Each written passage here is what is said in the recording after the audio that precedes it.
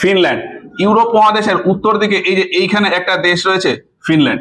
এই ফিনল্যান্ডের দক্ষিণ দিকে এই এরিয়াতে প্রচুর ছোট ছোট লেক বা হ্রদ রয়েছে, প্রায় 1,88,000-এরও বেশি হ্রদ এই ফিনল্যান্ডে রয়েছে। এই জন্যই ফিনল্যান্ডকে বলা হয় land of thousands lake.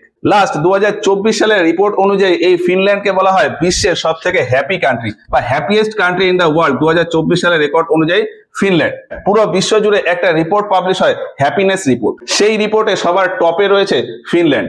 ফিনল্যান্ডের happiness report অনুযায়ী স্কোর হলো 7.74। হ্যাপিনেসের দিক থেকে 2 নম্বরে রয়েছে ডেনমার্ক। এই যে এইখানে হলো ডেনমার্ক, এর স্কোর হলো 7.58। আর 3 নম্বরে রয়েছে আইসল্যান্ড। এই যে এইখানে হলো আইসল্যান্ড, এর স্কোর 7.53।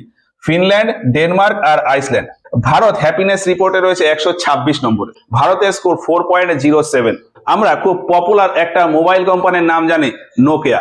তবে নোকিয়া প্রথম যখন এস্টাবলিশ হয় তখন এটা মোবাইল কোম্পানি বা টেলিকমিউনিকেশন কোম্পানি ছিল না।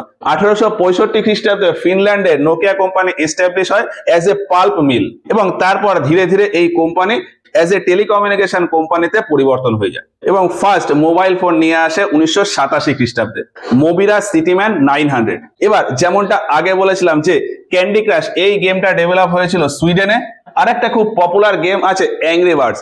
এই অ্যাংরি বার্ডটা ডেভেলপ হয় ফিনল্যান্ডে। 2009 সালে ফিনল্যান্ডে এই অ্যাংরি বার্ডস গেমটা ডেভেলপ হয়েছিল। আর এই ফিনল্যান্ডের লোকজন বিশ্বে সব থেকে বেশি কফির কনজাম্পশন করে।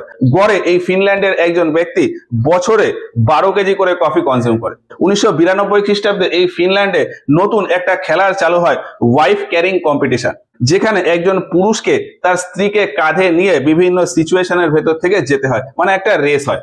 আর এই রেসে যে ব্যক্তি জেতে তাকে তার ওয়াইফের ওজনের সমান পরিমাণ বিয়ার প্রাইজ হিসাবে দেওয়া হয়। এবার ফিনল্যান্ডের আর একটা ফ্যাক্ট আছে, ফিনল্যান্ডের ভেতরে একটা লেক রয়েছে নেইটোকাইনেন লেক বা নেইটোকাইনেন হ্রদ, যেটা এক্স্যাক্টলি ফিনল্যান্ডের মতনই দেখতে। এই হচ্ছে ফিনল্যান্ড। এর পরে দেখবো ডেনমার্ক সম্পর্কে।